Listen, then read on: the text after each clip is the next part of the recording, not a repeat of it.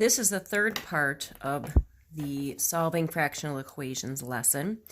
In this lesson, you will see that there's going to be polynomials in the denominator. So the first lesson, it was cross multiplying where there were just a proportion. Second lesson, when you had multiple fractions with just monomials in the denominator, and this time we have polynomials. So always, just like the other lessons, when solving them, you want to get rid of all of the fractions. And the same idea is going to be from the last lesson. We're going to try and use the LCD. So what we're going to do is we're going to multiply both sides of the equation by the LCD, which means that we are going to multiply every term by that. We're also going to check for extraneous roots. Extraneous roots, again, are answers that will not make sense when we plug them in. And you will see in this lesson there will be some extraneous roots. So if you look at this first example, I spaced it out. What we need to do is come up with the LCD. Now, we would need to factor the denominators. We can't in this one. But since this is a binomial and this is a monomial, our LCD is going to be both of these. So we're going to have a 2, and we're also going to have an x plus 2 as our LCD. So what does that mean? We're going to multiply every one of those terms by this. So this is going to get a 2 times x plus 2. I'll put it over 1. Next to this fraction, I do the same thing. I put 2 times x plus 2 over 1.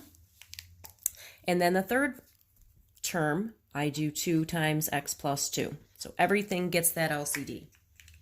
So now what we're going to do is we're going to see what happens, what cancels out.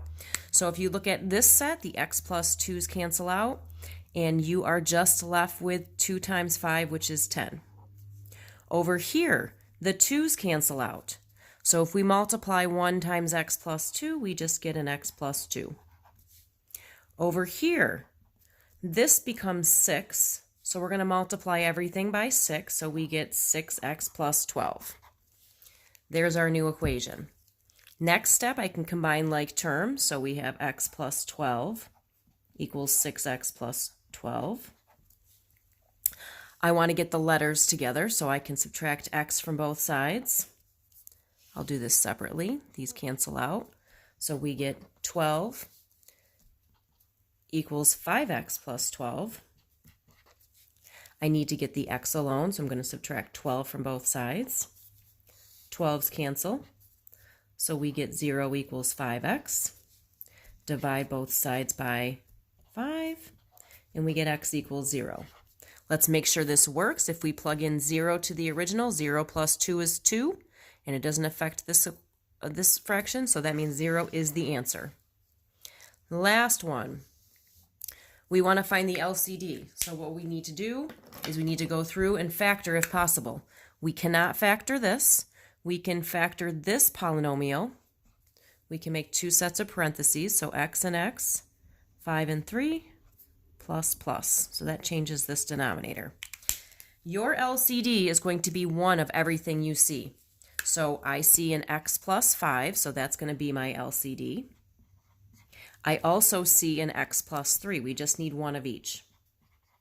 So my LCD is going to be x plus 5 times x plus 1. So I'm going to multiply every fraction by this. So this is going to get an x plus 5 times an x plus 3. I'll put it over 1. This fraction gets an x plus 5 times x plus 3, putting it over 1. And then I'll move this for just a second. I'm going to do the same thing for this last fraction. If we do this correctly, the whole point of this is to cancel out the denominators. This is how we're trying to get rid of the fractions. So let's see what happens over here. So in the first one, x plus 5's cancel, and I'm left with x plus 3 times x plus 1. I'll multiply that out in a minute. Recall that this was the same as x plus 5 times x plus 3, and notice that's on the top, so these are going to cancel out. We are left with a positive 18.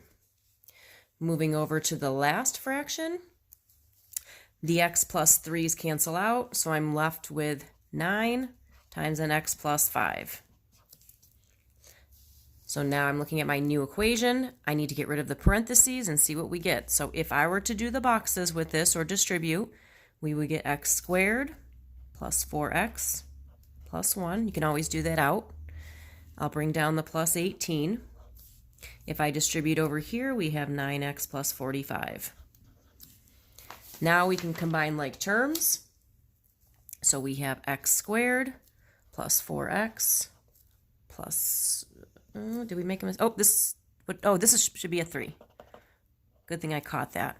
Now we have plus 21 equals 9x plus 45. Since we have a power of 2, we want to get it equal to 0. So we're going to subtract 9x from both sides, and we're going to subtract 45 from both sides. Make sure you wait to the end of this example because there is something a little different on these answers. These cancel out. So let me shift over. We have x squared minus 5x minus 24 equals 0. I'll try my 2 sets of parentheses, x and x. Factors of 24 that subtract to give me 5 would be 8 and 3. I want a negative 5, so that means 3 minus 8, so 3 is positive, 5's negative. 8's negative.